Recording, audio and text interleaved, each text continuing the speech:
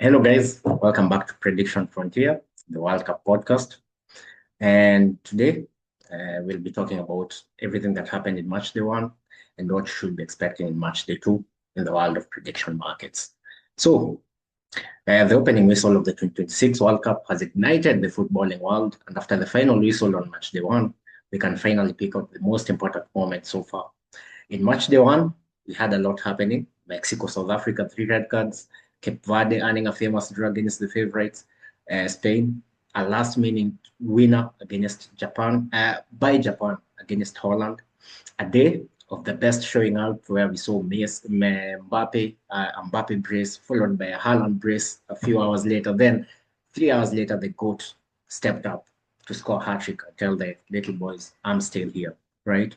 On the final day, we had the Congo earning a famous draw against Ronaldo's Portugal, and England, oh, balling out. They balled out against Croatia, right? So in just one match day, we have seen giants stumble, we have seen underdogs defy the math, and a massive shift in what prediction markets are pricing several markets. So this is the beauty of the World Cup, and let's get into it. So in the next 10 minutes, we aren't just going to look at the on-pitch, okay, not 10 minutes, but a little bit more, but we are going to look at the on-pitch scores, what has happened in the markets. We are analyzing the money, not only what has happened on the pitch, but also in the markets, right? We are breaking down match day one results, who is most likely to win the Golden Trophy. We'll track the massive movement in the Golden Boot and group winner markets and settle the most high stakes micro market in sports history, Messi or Ronaldo. So this is your match day one World Cup podcast, intelligence report, and follow through for more. A lot has happened in this match day, and long may it continue for the next month. Upsets, magical moments, and a Messi-defined match day one. It was all you could ask for from football. It was high scoring chaos in most of the games, with only one game ending 0-0. Cape Verde's defensive masterclass against the Euro champions, Spain. And they just gave us one of the most beautiful matches so far, England versus Croatia. A match that was full of individual moments, full of corner kicks, and yeah, a really nice display from the English boys. Spain entered the tournament as heavy favorites, but their performance against Cape Verde suggested this disconnect between their perceived strength and their actual output. Despite the additions of Lamine Yamal and Nico Williams, the heroes of their 2024 triumph, Spain were able to get past Fossina's goal. With an XG of 2.10, Spain was expected to win the game easily, but their wastefulness in front of goal cost them the 2 points that they desperately needed. This has seen the market's confidence in their offensive efficiency begin to fracture, and their polymarket odds to win the tournament dropped a staggering 4% from 17%, which were the best odds to win the tournament, to 13% currently, which is a big ask for the Spanish team to do something about it. Conversely, the real story was France, Morocco, and Messi. As after a slow start in the first half, France dominated the African champions Senegal with a Mbappe brace. They didn't just win, they dominated the metrics. In the other match, Morocco held Brazil to a 1-1 draw, with the Atlas Lions controlling majority of the match, and then Messi happened. In his sixth appearance at the World Cup, Messi broke several records with a hat-trick against Algeria, becoming the top scorer in the competition history, just to name one of the several records he broke. And in the last day of the match day one matches, we saw a motivated England beat Croatia 4-2 in what was one of the most thrilling matches of the tournament so far. And the prediction markets also reacted as swift as the referee was blowing the whistle, right? So match day one offered plenty of footballing brilliance, but that was not only the case of heavyweight steamrolling weak opposition. It was a signal to the markets that the traditional hierarchy of football is truly under threat. Now let's look at where all this capital was flowing. So we start with the biggest market of all, which is the $3 billion winner market, which saw the most significant volatility following match day one results. So In who will win the World Cup market, France now sits at the top as favorite with an 18% probability to win, majorly helped by Spain's draw to Cape Verde, while Argentina saw its odds rise to 12% to win the World Cup, a 60% rise from 8%, a 50% rise from 8% before they kicked the ball at the World Cup. Messi magic is truly, truly making Argentina believe that they can do it again. Really? Can he? Time will tell.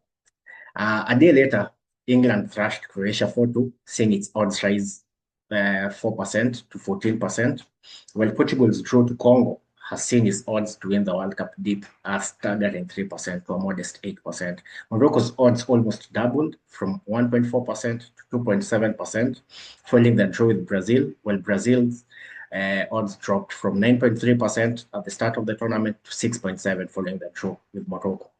Another shocking move on the charts, which I still don't believe it's real, but after match day one, is USA's steep climb to 2.5% from 1.1% after they thrashed their opponents in their opening match. This is better than traditional footballing heavyweights such as Belgium, who are currently at 1.7%, Rising Stars Japan also at 1.7%, and two-time World Cup winners Uruguay currently at 0.7%. This reflects a massive influx of smart money who are betting on the tactical structure of the teams, defensive structure of the teams, offensively, how the teams are structured. And yeah, we could see more and more smart money coming into prediction markets as the World Cup goes on. Meanwhile, Spain's failure to perform, as we said before, has seen its probability of winning drop by 4% to only 13% currently. And now, let's move now to the individual prop bets, all right? The Golden Boot and the individual group winners, okay? A lot has changed in these markets after match day one results were in. The Golden Boot is already polarizing. It has always been. We have always been thinking who will be the top goal scorer during this World Cup. And with a lot of rules played for how it will be ranked and how poly markets and prediction markets will actually say which is different from FIFA. We have seen a lot of changes following day one, following match day one, games being played. So currently, it seems the Golden Boot is there for the taking by 3 players. Well, at least I think 6 players have scored at least 2 goals during the World Cup already. I think it's 3 players who are leading the charge on prediction markets. You can name them, right? But for those who don't know, it's Mbappe, Messi, and Harry Kane, England's captain.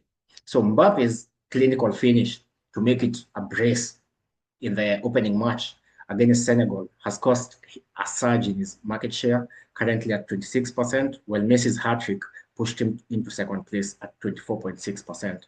A correct show that people still believe that France will go deeper into the tournament than Argentina, whereby Messi has more goals than Mbappe, but Mbappe has a higher market share currently because maybe people think France are the favorites to win. So they think Mbappe will definitely go further than Argentina, according to the markets, and that gives him an edge in the Golden Boot race. Kane's brace against Croatia, beautiful header from a corner from Declan Rice, and a penalty. So his odds climbed to 20%, a 60% rise from before he stepped on to that pitch.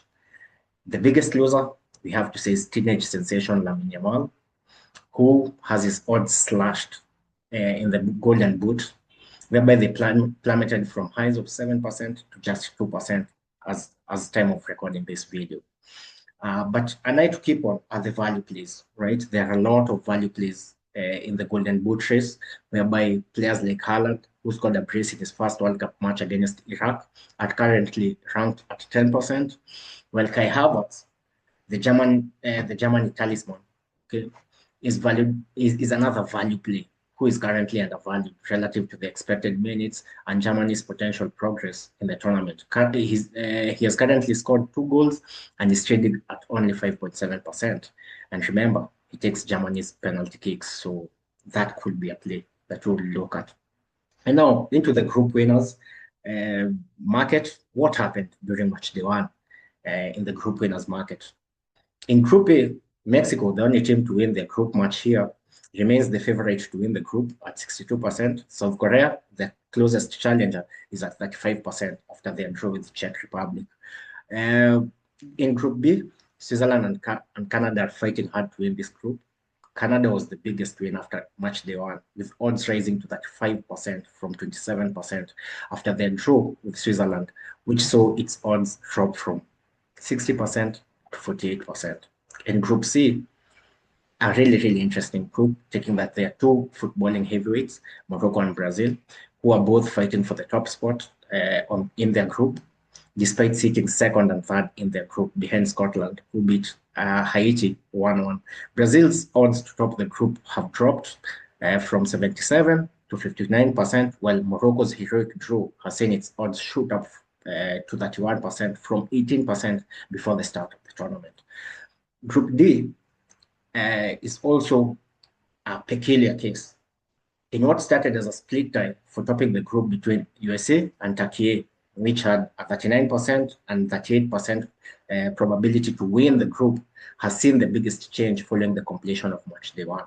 USA are currently favorites to win the group at 70%, with Turkey's odds plummeting to just 8%, while their tormentors, Australia, have climbed to 21% from 5% at the start of the match day. Group E, it seems to have been a foregone conclusion before the tournament started, but right now it seems even more clear that Germany is primed to win this group, with currently having a probability of 73%, with Ivory Coast, who also won, so its odds rise to 21% following Amad Diallo's 90th minute winner against Ecuador. Group F, I think this could be the only group with three clear winners. We still don't know. By the end of match day two, we still could have three clear winners who could top the group. Netherlands, Japan, and Sweden all look positively charged to take the top spot. With Sweden's 5-1 smashing of Tunisia, so its odds doubled to 28%, while Japan stayed steady at 28% following a last-minute equalizer versus the favorites top of the group, Netherlands, who saw their odds drop from 55 to 44%. Group G is a group of draws. It was a group of draws. A lot of the teams, all the teams drew in this group, and with each team sitting at a point each, Belgium's odds have been slashed by 7 from 70 to 63, as confidence in Egypt's odds skyrocketed from 14% to 26%, as they are the ones who held Belgium to a 1-1 draw. Group H, where Spain earned a draw against Cape Verde, where felt like a point earned, following Uruguay's draw to Saudi Arabia. Well, it has lost 7% from the high of 80% to win the group. Uruguay seems incapable of challenging the European champions for top spot, with them currently having only 22% chance to win the group. Group I think France is just running away with this group title following its win over Senegal, but at a 78% probability to win the group. This is only this is what the market is saying. They have a 78% probability to win the group, but I think this should be taken with a pinch of salt, since Haaland and his teammates and his captain Odegaard, I think they're not here just to they're here to compete, not participate in the World Cup. So their thrashing of Iraq 5-1 and Haaland's ruthless scoring, I think they have a say in who will top this group, but France still remain favorites in this group at 78%, with Norway currently at 22%. Effectively, with this means I think Senegal and Iraq really have very slim chances for them to win this group. So in Group J, so far I think this seems the safest locked group. I think with Messi in this form and Argentina firing on all fronts, an 86% probability to win the group should be worth 14 cents for any participant in this market.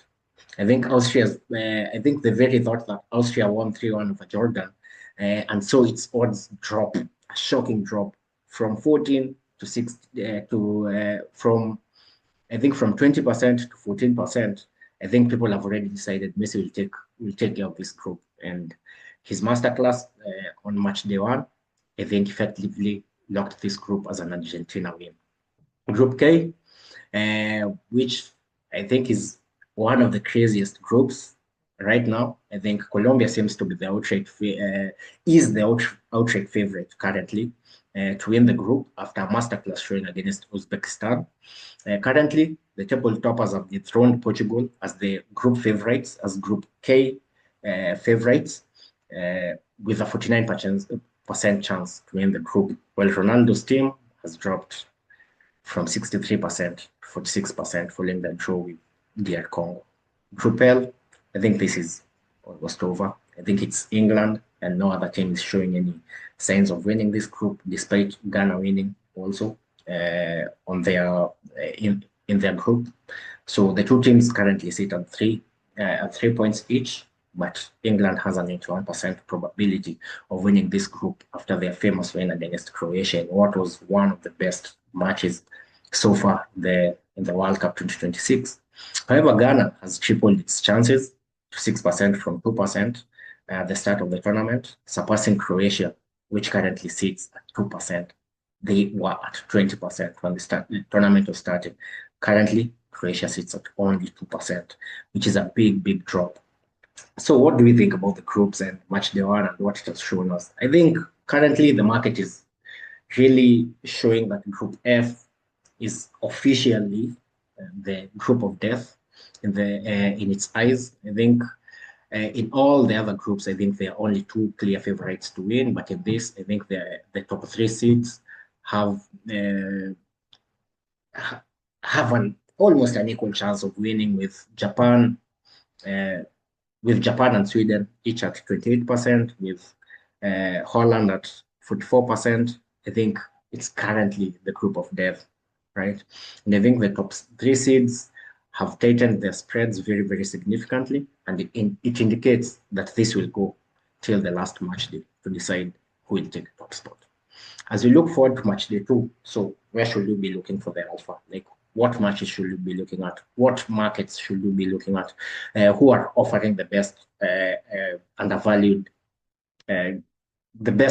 bets that maybe you could look at? And I think most of you are here for this. And so I'll be giving you the alpha that we as Prediction Frontier, we have sat down and looked at and decided these are some of the things that maybe you should know as match day two starts today.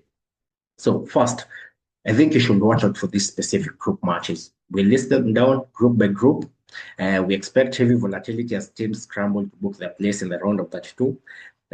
For the claimants of the Golden Boot race, and whether the two goats still want to prove themselves to the world. They have nothing to prove though. So now that match day one results are fully priced in, let's get into match day two and what you should be looking for. So these are the games to watch for in each group. For us, Group A, I think it's Mexico versus South Korea, and none other comes close. I think the game will decide the eventual winner of the group. A Mexico win will confirm it, while South Korea will have a point to prove after their draw with Czechia. So a prediction, though. So what we'll be doing in this section is giving you the match to watch in each of the groups, and the matches that will have the biggest impact on several markets, on the group winners market individually. So for us, I think the match to watch in match day two is Mexico versus South Korea, but also we'll be offering who we think will win the match, since at match day two is when most group winners will be known. There'll be that gap. There'll be that showing out and showing off that we are actually ready to take the group, right? So we'll be giving the best match and the winner of the group that we think will be the winner by the end of match day three. So our prediction for Group A is South Korea to win the group, whereby they'll have boosted their odds currently at 35%. For Group B, the match to watch is Canada versus Qatar. Well, it's not the biggest game in this match day. Canada should have an easy time against Qatar too. But this World Cup has shown us everything. And one thing that has shown us is that small teams are able to punch above their weight.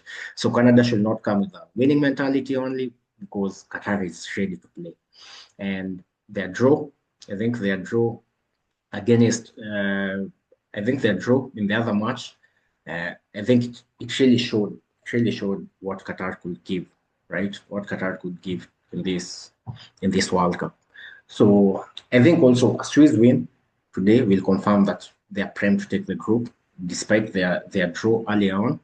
I think if the Swiss win today, I think they'll be the ones to take this group.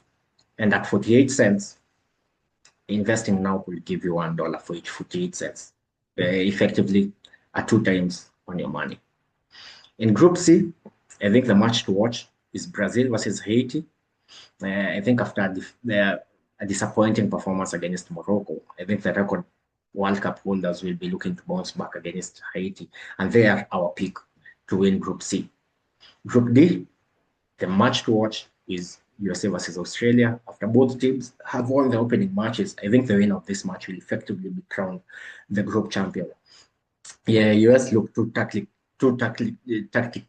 strong in this World Cup, and Mauricio Pochettino has really done a lot to bring this group of young talents together, and I think we'll back them to win Group D and go further as the host nation. So Group E, our match to watch is Germany versus Ivory Coast. I think this will be the group decider, but it seems as if the market is already priming Germany to win the group. But if Ivory Coast could pull an upset, I think they'll have a really, really nice chance to win this group. However, we still pick Germany to win Group B. Group F, the group of death. According to the market, our pick of match day 2 is Netherlands versus Sweden. I think this is the match of the group. We all are waiting for these two to face off. I think Netherlands with the quality they have, Sweden with the attacking that they have. I think this will be a really nice match to watch with two big hitters going head to head. And during this game, coupled with the Japan win in the other game could be coupled with the Japan win against Tunisia, I think could be devastating for the Dutch. It's still a group that is very open. I think anybody could win this group of death currently, but for us, a surprising pick, we think Japan will win Group F. Group G, I think the match to watch is Egypt versus New Zealand. A win for either team in this fixture could secure around 32 berths at least.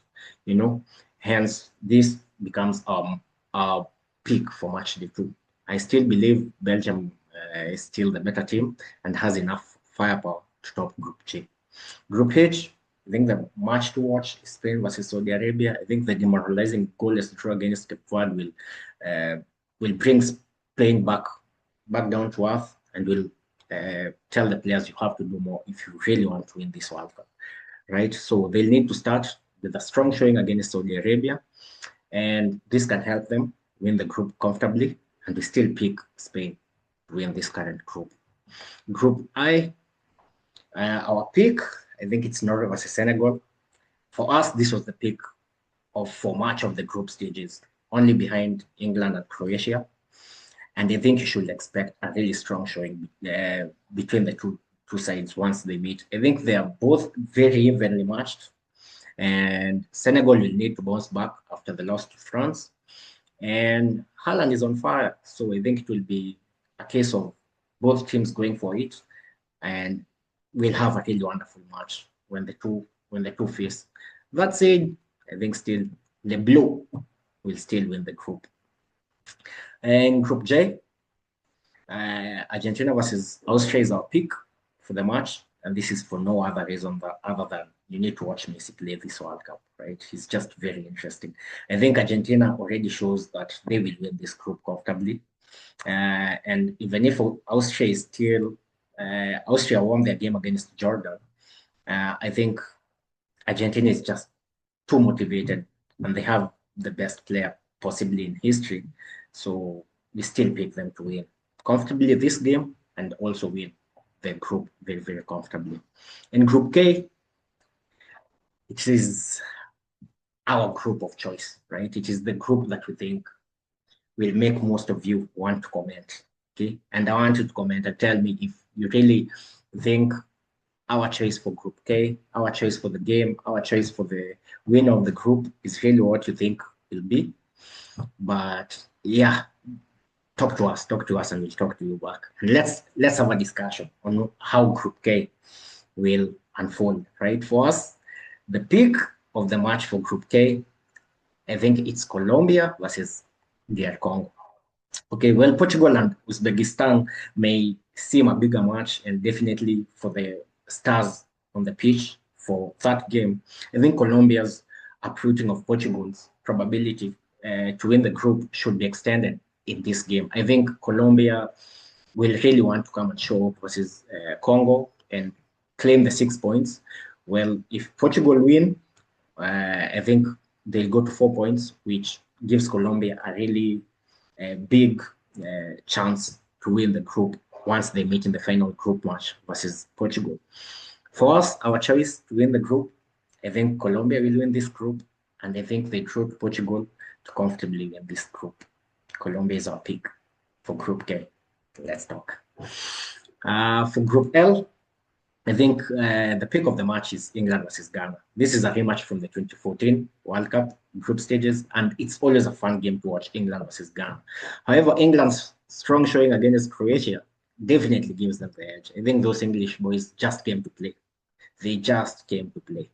And for me, at 91 cents, well, seems a big risk, but I definitely see England winning this group.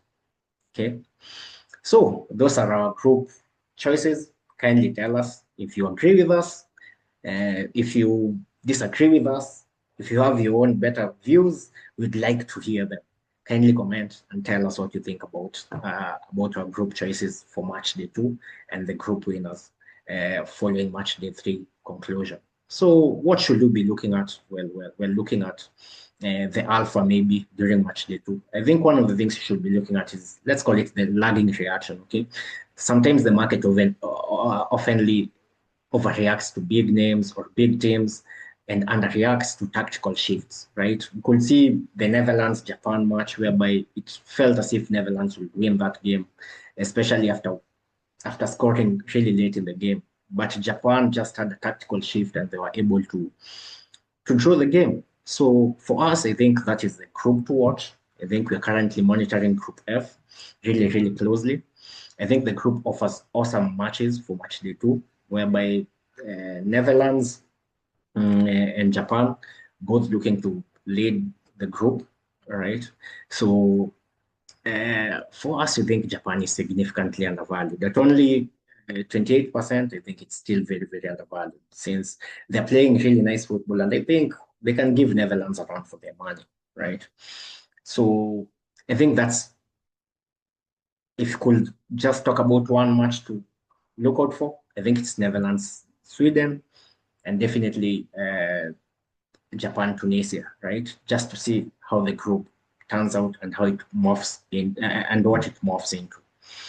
And for the Golden Boot, I think the most undervalued and maybe the most underrated figure in the race, I think Lionel Messi, Mbappe, Kane, I think Haaland, I think these were all players that people knew. They will be definitely in the conversation. But I think Kai Havertz seems an undervalued bet, right? At only 5%, 5.7% chance to win the Golden Boot.